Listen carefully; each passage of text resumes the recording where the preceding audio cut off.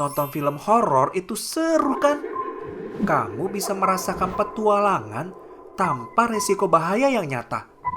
Khairan, ayo kita bersiap ke rumah Bidewi. Oh iya, Bidewi. Rumahnya itu di desa yang sangat terpencil. Sinyal HP juga masih susah. Dan yang terpenting, ada banyak cerita dan kejadian mistis di sana. Sebagai penikmat horor, tentu aku sangat bersemangat.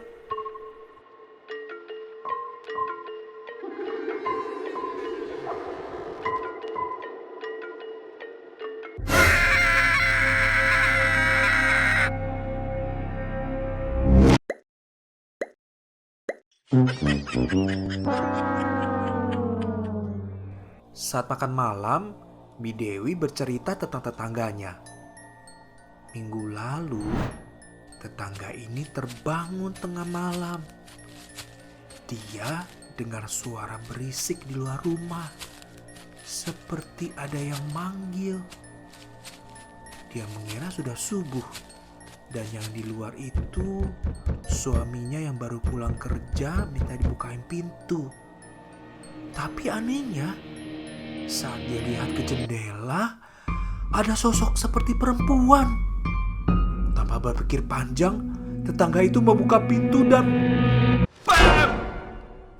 Astaga, jantungku!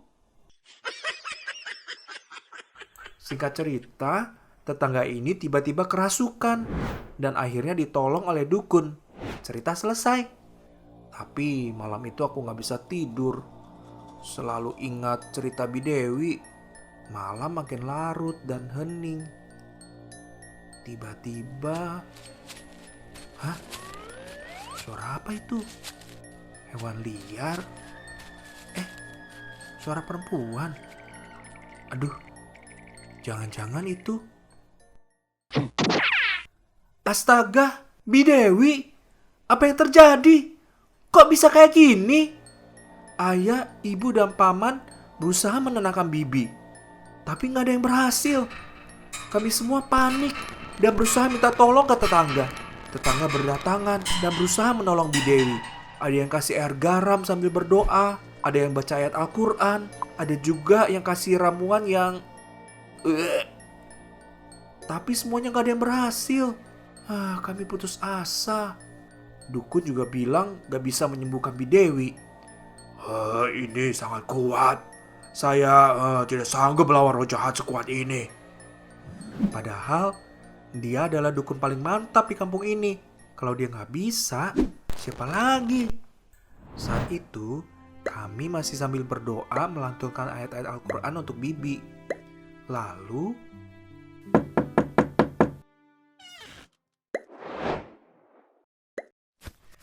ternyata ibu itu mau minta izin untuk berbagi cerita dan berdoa untuk Bibi. Itu kan sudah kami lakukan. Tapi paman tetap mempersilahkan ibu itu untuk mencoba. Tetangga itu bercerita tentang Injil yang berisi kisah-kisah Isa Al-Masih mengusir roh setan. Suatu hari, Isa bertemu dengan seorang yang kesurupan. Ketika orang itu melihat Isa, berteriaklah ia, lalu sujud di hadapannya. Dengan suara yang nyaring, ia berkata, Apa sangkut pautmu dengan aku, hai Isa sang anak yang datang dari Allah yang maha tinggi? Aku mohon kepadamu, jangan mengazab aku. Sabda Isa kepadanya, siapa namamu? Jawabnya, Legiun. sebab banyak sekali setan yang masuk ke dalam diri orang itu. Lalu Isa mengusir semua setan itu dan orang itu sembuh total. Wah, Isa ini siapa?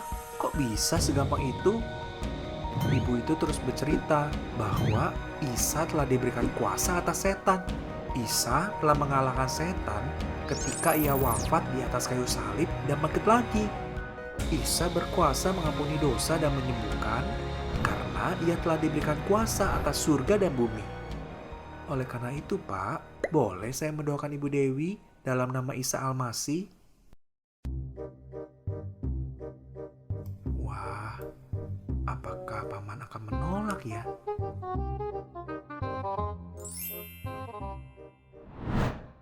Wah, doa apa itu? aku baru dengar. Dan saat dengar doa itu, aku merasa kayak ada kuasa yang besar. Hah? Bidewi? Aduh, kok jadi gini? Apa kondisinya makin buruk? Aku dan keluarga hampir saja putus asa. Sampai kami melihat Bidewi perlahan-lahan membuka matanya. Ah, sembuh! Bidewi sudah sembuh! Alhamdulillah! Ini keajaiban. Hatiku rasanya lega dan senang banget. Saat itu aku melihat paman berterima kasih pada ibu tetangga. Lalu ibu itu pun pamit pulang. Wow, sekali doa saja bisa langsung sembuh. Apa benar Isa sehebat itu? Ini terdengar seperti misteri. Di mana ya aku bisa dapat jawaban atas semua ini? Oh iya, Dimas kan pengikut Isa. Mungkin kalau nanti ketemu, aku bisa tanya lebih banyak tentang misteri ini.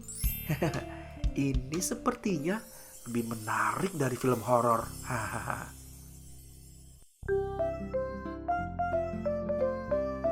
Ikuti terus kisahku dan tonton videonya untuk mendengar lebih banyak lagi.